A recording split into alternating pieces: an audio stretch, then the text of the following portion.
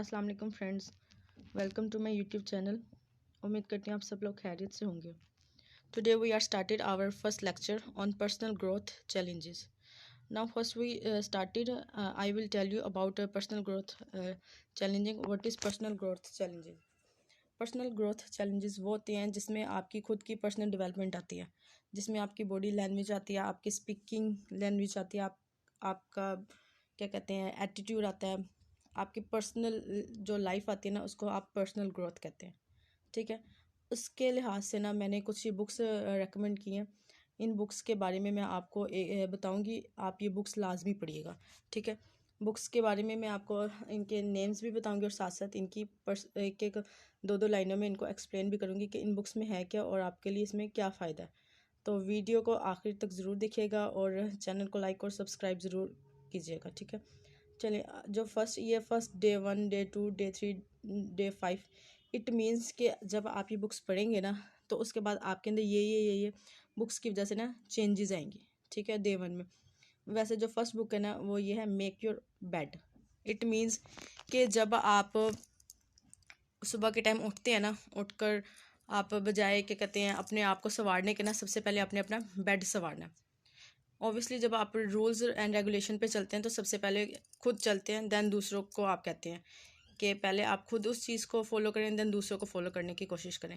Make your bed में ये आपको बताया जाता है कि जब भी आपने उठना है, ठीक है, तो उसमें सबसे पहले आपने अपने बेड को नीट एंड क्लीन करना है। ठीक है, तो उस जब आप उसको नीट एंड क्लीन करेंगे ना आपको उसकी वजह से खुद ब खुद एक मोटिवेशन मिलेगी।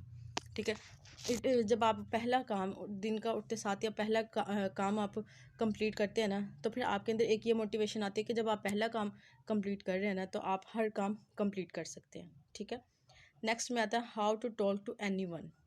How to talk to anyone से मुराद है कि आप दूसरों से किस तरीके से बात कर सकते हैं। इस बुक में आपको ये सारी चीज़ें बताई जाएंगी कि आपने किस पर्सन से किस लहजे में बात करनी है और कौन सा पर्सन किस टाइप का है और किस टाइप के पर्सन से आपने किस लहजे में बात करनी है। ठीक है, थर्ड में आते हैं 3-5 द 5 AM क्लब।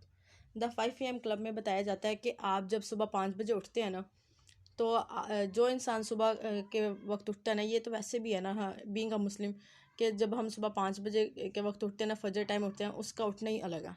ठीक है, सुबह का उठना जो बरकत सुबह के उठने में है ना वो दोपहर को या 7 बजे हम जो उठते हैं लेट उठने में नहीं है। ठीक है, जब आप सुबह के टाइम उठते हैं तो आपको दुनिया भर की नेमतें आपके सामने होती हैं। ठीक है, और फिर उसे आपको और भी ज़्यादा क्या कहते हैं नेमतों में शुमार होता है। ठीक है, द 5 AM क्लब का मतलब है कि आपने सुबह के टाइम उठने की हैबिट बनानी है, सुबह 5 बजे उठने की हैबिट बनानी है। रात को आप चाहे 3 बजे सोएं चाहे 4 बजे सोएं, बट आपने उठना सुबह कितने बजे है? 5 बजे ही है।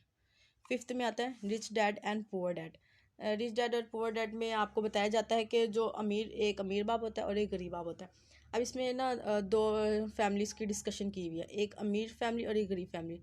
जो अमीर फैमिली है ना उसका जो फादर है ना जिसको रिच डैड कहा गया, वो कहता है कि आपको ना अपने क्या कहते हैं पैसे से पैसा बनाना चाहिए, आपको इन्वेस्टमेंट करनी चाहिए, आपको अपने एसेट्स बनाने चाहिए। ठीक है, क्योंकि जो अमीरी है ना वो आपकी सोच पे मुबनी होती है, और जो गरीब बाप होता है ना वो कहता है कि आप क्या कहते हैं ना पढ़ें ना कुछ करें, आप सिर्फ पैसा कमाएं।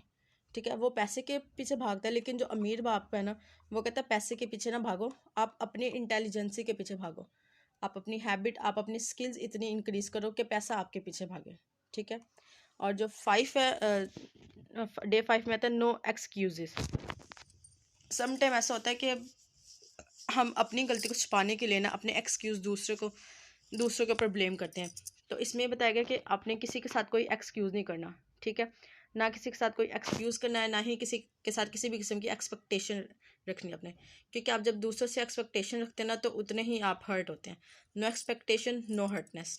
ठीक है, तो ज़रूरी है कि आप इन सब चीज़ों से दूर रहें, और जब आप इन बुक्स को पढ़ेंगे, इनको फॉलो करेंगे, तो ये जो डे 1 डे 2 इस तरह से आपके अंदर सारी हैबिट्स ना इंक्रीज होती जाएंगी।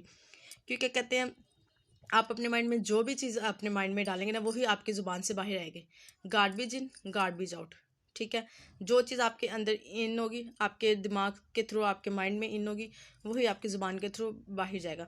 तो आप इंफॉर्मेशन अगर अपने माइंड में डालेंगे तो इन्फॉर्मेशन ही आपकी ज़ुबान से बाहर आएगी।